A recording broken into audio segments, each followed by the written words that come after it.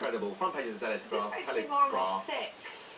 Gymnasts are on a roll. They're reporting a first team men's gymnastics medal for 100 years. We spoke to the guys a little bit earlier on, a little bit tired and quite emotional, but it was an incredible achievement. We've got Torvill and Dean with us on the sofa, Jayne and Chris morning.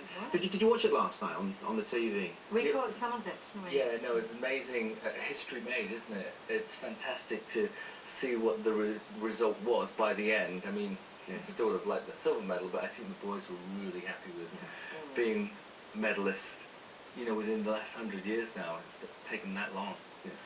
Well, I'll tell you what, some other people that were celebrating that, along with Dan and the rest of the country. Torvill and Chris with us, as you've seen this morning. Their gold medal-winning bolero performance at the 1984 Winter Olympics has gone down in history as one of the greatest sporting moments of all time. And they've taken time off from putting celebrities through their paces on Dancing on Ice. And they've taken on roles as London 2012 ambassadors and even skated with the Olympic torch. Don't do up on the Chris with as you can see. Here was us. First of all, let's talk about skating with the Olympic torch. You must have been one of the few ever to do that, aren't you? I think that was a first. Yeah, I bet. But it was an amazing experience for us. It was fun choreographing and, who's holding it now and who's... and being lifted with it and everything. So, I mean, I'll never forget that moment in Nottingham. I have to say that when the torch came in, the spirit of all the people inside and in the city centre, it was amazing. I think that's been one of the real successes of the Olympics, is the torch going around the country and how it's been performed and handed from person to person. It was amazing. Dan carried it and he cried. I went out to watch it. It's coming through my part of North London, and I cried just watching it. I don't know, something very sort of physical about seeing that flame. It was quite emotional. I suddenly really felt into the games having seen that. I think everybody wanted. I think the whole of the UK wanted to be part of it, and this is their way of wanting to see that. And the end game, the denouement, was that magnificent cauldron, the opening ceremony. Yeah, so clever, and the way it all came together. Did it give you goosebumps? Absolutely, because right at the end, we were watching most of the ceremony, but right at the end they brought all the medalists, past medalists, down into the arena. So we were actually on the arena floor when Steve Greg ran in, and then we saw the children being handed the torch and running around, and people of the future, champions of the future. And what did you think about the fact that they were looking to the future? There was that handover from the old to the new. That's how it should be. Okay. It's always about the future. We're here and now. But even the BOA, they're looking down the road to Rio for the next Olympics. Oh, and indeed Sochi as well for the Winter Olympics.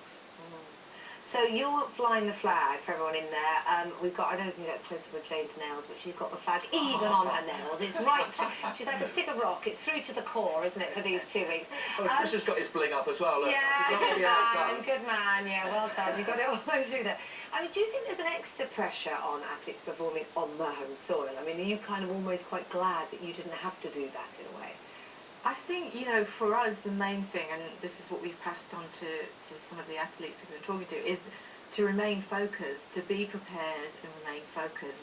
And obviously, being in your home country competing, I personally would have loved to do that because you have so much support. But you still have to be aware of all the distractions that are out there because there's so many. But it's partly why you two were so successful. You found a way to focus on the job in hand. And sometimes it's a mental thing of blocking everything else out. You can think about a million things, and we have so much to bombard us now, don't we, with phones and internet, the media. Whereas all you need to do, what you need to do when you're at the Olympics, is find the calm. You need that tranquility, which sounds extreme. But for us, that's what we need to do. When there's pressure on us getting a first gold, I guess that becomes increasingly difficult. Yeah, I mean, when that first gold comes, and it will come. Where's it going to come from, do you think? Well, we're all over the place, aren't we? I think the great thing about this Olympics, though, is that we're not just competing, we really are vying for medals. When you look across the board, in a lot of the key events, we're up there for medals.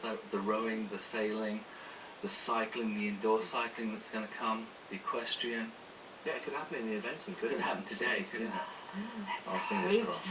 Oh my goodness, well Tiffany is down at the Olympic Stadium. Let's see, what do you think? Do you think it's going to be the day? What do you think, Tiffany? be a nice story, wouldn't it? That would be, Thanks, yeah.